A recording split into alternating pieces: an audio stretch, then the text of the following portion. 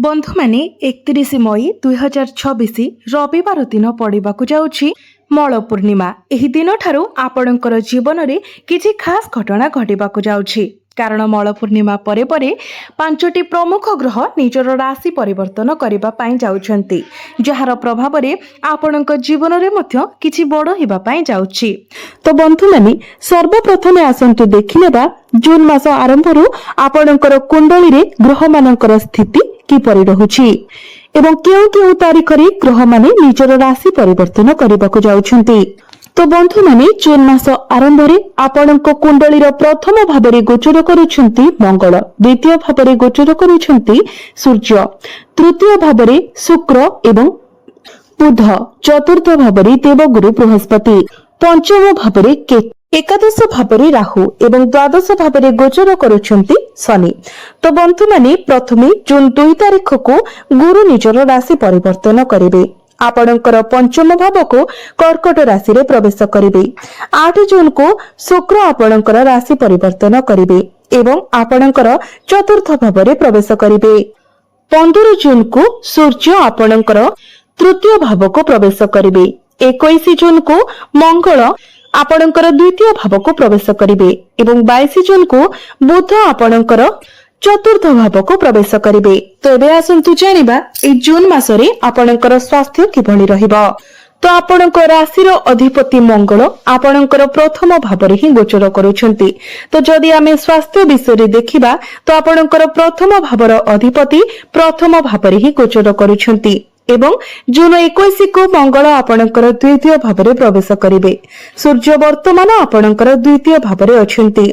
जून 2 तारीख को गुरु आपणकर चतुर्थ भाव में उच्चस्थ होगाकू जाउछंती। तो এই ମାସଟି ଆପଣଙ୍କର ସ୍ୱାସ୍ଥ୍ୟ ଦୃଷ୍ଟିରୁ ବହୁତ ଭଲ ଦେଖାଯାଉଛି।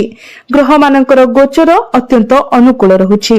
ତଥାପି କିଛି ଗ୍ରହ ପ୍ରଭାବ ଅଛି। ଉଦାହରଣ ସ୍ୱରୂପ ଶନି ଆପଣଙ୍କର ଦ୍ୱାଦଶ ଭାବରେ ଗୋଚର କରୁଛନ୍ତି ଯାହାକି ବର୍ତ୍ତମାନ ଆପଣଙ୍କ ରାଶିରେ ଶନି 7.5 ଚାଲିଛି। ଆପଣଙ୍କର ସାଧାରଣ ସ୍ୱାସ୍ଥ୍ୟ ଭଲ ରହିବ କାରଣ ମଙ୍ଗଳ ନିଜର ସ୍ୱଗୃହରେ ଗୋଚର କରୁଛନ୍ତି ଯାହା ଦ୍ୱାରା ଆପଣଙ୍କର ଇମ୍ୟୁନିଟି ସିଷ୍ଟମ ଷ୍ଟ୍ରଙ୍ଗ ରହିବ। किंतु द्वादश भाव में शनिकर उपस्थिति आपणकर पाद एवं गोड़े टिके जंत्रणा दे पारे कारण द्वादश भावटी पाद एवं गोड़ को नियंत्रण करे। तो आपण थकापण अनुभव करि पारंती किंबा आलस्य अनुभव करि पारंती। जदि आपण केउ आडे बुलिबाकू जाउछंती किंबा कोनोसी दर्शनीय स्थान को जाउथबा समय पागरे हठात परिवर्तन हेबा द्वारा तुरंत पेट संबंधी समस्या, एसिडिटी किंबा आपणकर गोड़े थकापण देखा दे पारे। आपण हठात हताशा किंबा चिड़चिड़ अनुभव करि पारंती। एगुड़िक केवल सामान्य उत्थान पतन जहां आपणकर स्वास्थ्य रे होई पारे। तथापि जे पर्यंत मंगल प्रथम भाव में रहिबे अर्थात जून 21 पर्यंत यह आपणकर स्वास्थ्य, शारीरिक शक्ति एवं इम्यूनिटी सिस्टम को बढ़ाइबो। तो एई समय सेमिति किछि बड़ स्वास्थ्य संबंधी समस्या देखा जाउ नाही। एबे आसंतु देखिबा आपणकर शिक्षा क्षेत्र रे केउ परिवर्तन आसीबा पई जाउछि। विद्यार्थी माने सेमानकर शिक्षा क्षेत्र रे केते मात्रा रे सफलता पाइबा पई जाउछंती। तो बंधु माने पंचम भावटी आपणकर शिक्षार भाव होइथाय।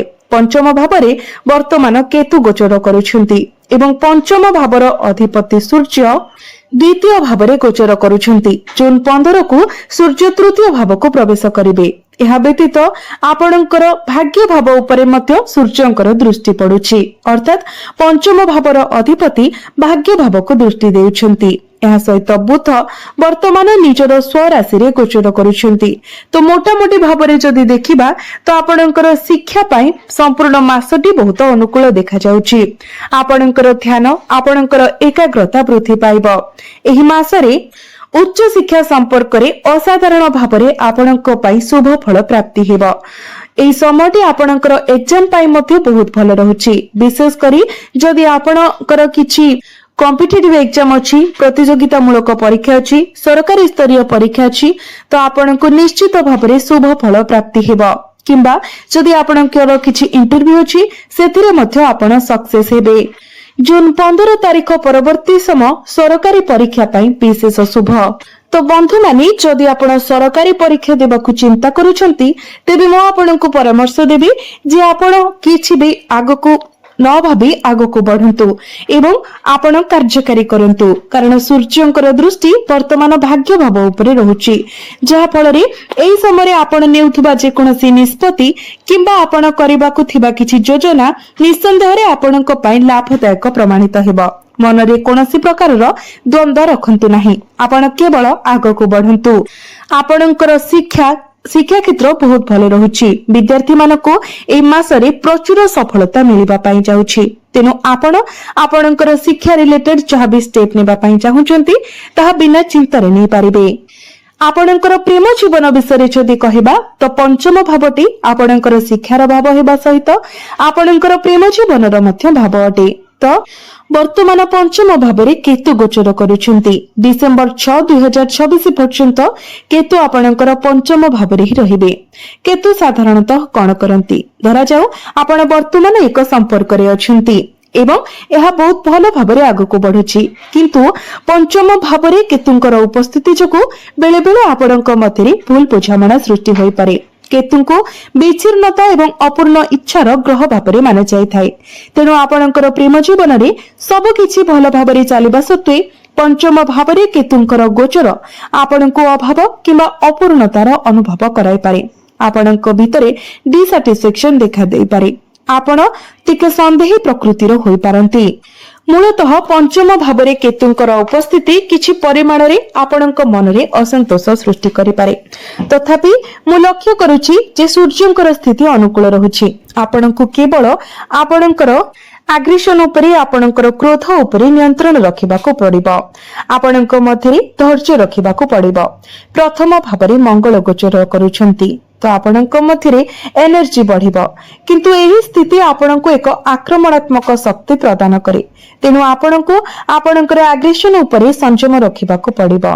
आपण निजको संयम रखिबा पई चेष्टा करंतु। आपणकर प्रेम जीवन 70% सकारात्मक रहुछि। तथापि पंचम भाव में केतुंकर अवस्थिति अनावश्यक चिंताधारा किंबा सामान्य कथारे आपणक मध्यरे भूल बुझामणा सृष्टि करि पारे। ए सब कथा प्रति आपण ध्यान दियंतु। जदि आपण निजर क्रोध उपरे निजर आग्रेशन उपरे कंट्रोल करंती एवं छोट छोट कथा को अणदेखा करंती तो निश्चित भाव में आपणकर प्रेम जीवन मध्य बहुत भल रहिबो। एबे आसंतु देखिबा आपणकर वैवाहिक जीवन किपरि रहिबो। बंधु माने कुंडलीर सप्तम भावटी होइथाय आपणकर वैवाहिक जीवनर भाव, आपणकर जीवन साथीर भाव। तो आपणक सप्तम भावर अधिपति होउछंती शुक्र। शुक्र वर्तमान आपणकर तृतीय भाव में गोचर करुछंती।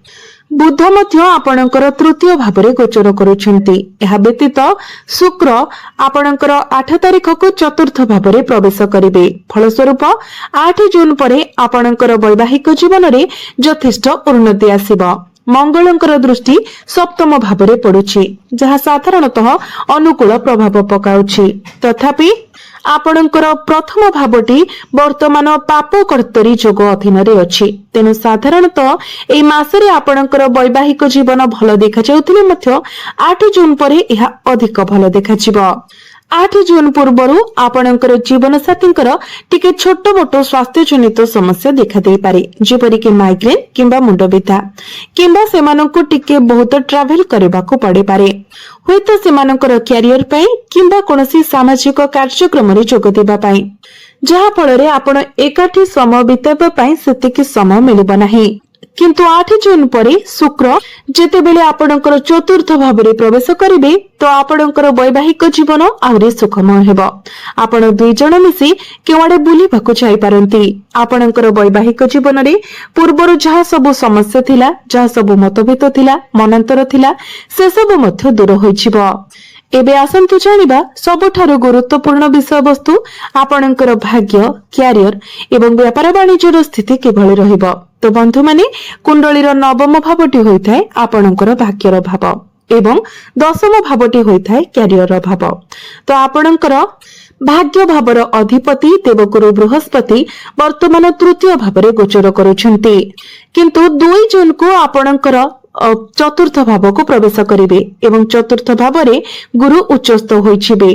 जेतेबेले एक समय आपणकर कैरियर रे ମଧ୍ୟ ଏକ ଗୁରୁତ୍ୱପୂର୍ଣ୍ଣ ପରିବର୍ତ୍ତନ ଆସିବ, କାରଣ ଦୀର୍ଘ 12 ବର୍ଷ ପରେ ଗୁରୁ ଆପଣଙ୍କର ଚତୁର୍ଥ ଭାବରେ ଗୋଚର କରୁଛନ୍ତି, ଯାହା ଏକ ଚମତ୍କାର ରାଜଯୋଗର ନିର୍ମାଣ କରୁଛନ୍ତି।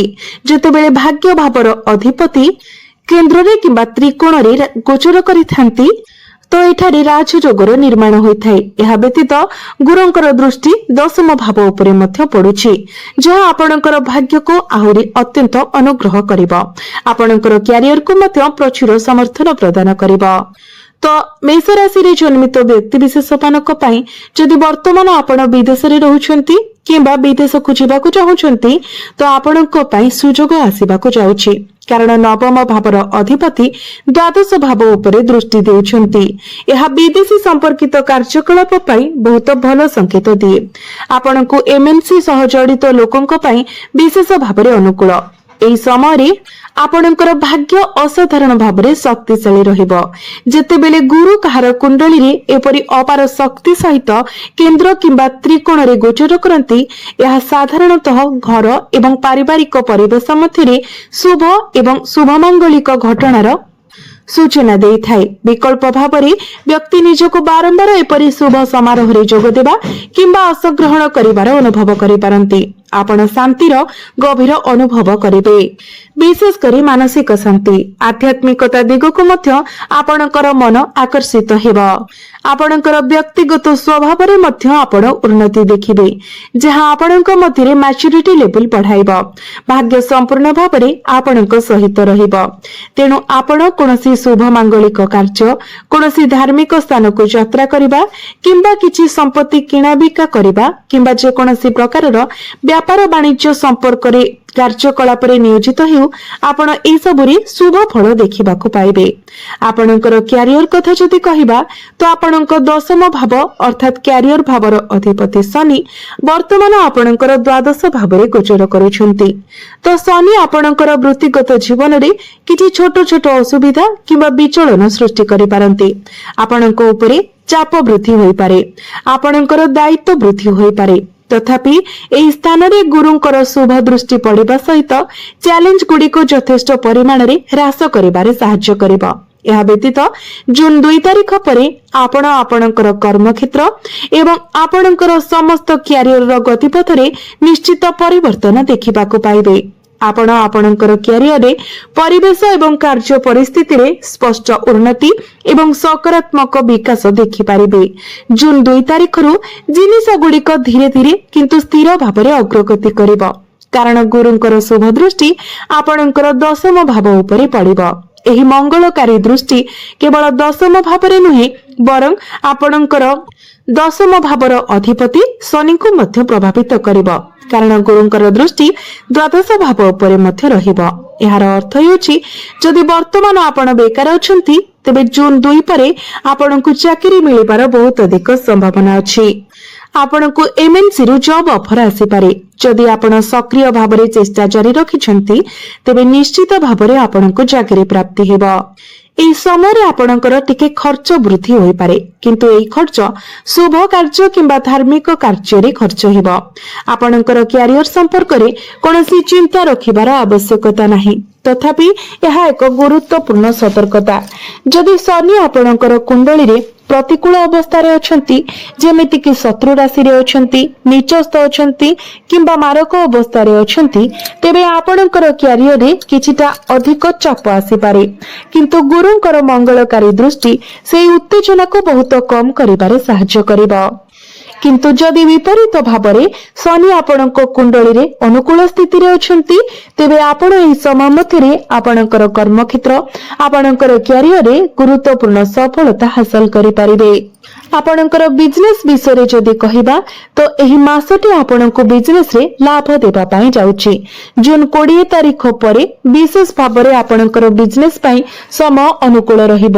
ଯଦି ମୋଟାମୋଟି ଭାବରେ କହିବାକୁ ଯିବା ତ ବିଜନେସ୍ ଆପଣଙ୍କର 70 ରୁ 80% ଭଲ ରହିବ, କିନ୍ତୁ ଜୁନ୍ 20 ତାରିଖ ପରେ ଆପଣଙ୍କର ବିଜନେସ୍ 90% ରୁ ଅଧିକ ଭଲ ରହିବ, କାରଣ ବୁଧ ଆପଣଙ୍କର ଚତୁର୍ଥ ଭାବକୁ ଚାଲି ଆସିବେ ଏବଂ ଗୁରୁ कर्कट राशि रे गोचर करबा आपणक पई अत्यंत लाभदायक प्रमाणित हेबो। एई सकारात्मक प्रभाव आपणकर भौतिक सुख सुविधा एवं आपणकर परिवार नियोजन प्रयास उपरे मध्य शुभ प्रभाव देबो। तेनु एबे आसंतु जानिबा किछि प्रतिकार विषय जो प्रतिकार गुड़िक आपणको अधिक मात्रा शुभ फल प्रदान करिबो एवं जहा किछिटा अशुभत्व रहउछि सेगुड़िको मध्य खंडन करिबो। तो बंधु माने आपण जेहेतु वर्तमान शनि 7.5 दे गति करूछंती तो प्रत्येक दिन शनिकर बीज मंत्र 108 थर जप करंतु। जदि वर्तमान शनि आपणकर कुंडली रे दुर्बल स्थिति रे अछंती तो शनिवार दिन आपण किछि कला जिनिस दान करंतु। यह सहित प्रत्येक दिन आपण उदित सूर्य को तंबा पात्र रे जलाखि अर्पण करंतु। प्रत्येक दिन हनुमान चालीसा पाठ करंतु। आपनको अधिक मात्रा रे शुभ फल प्राप्ति हेबो।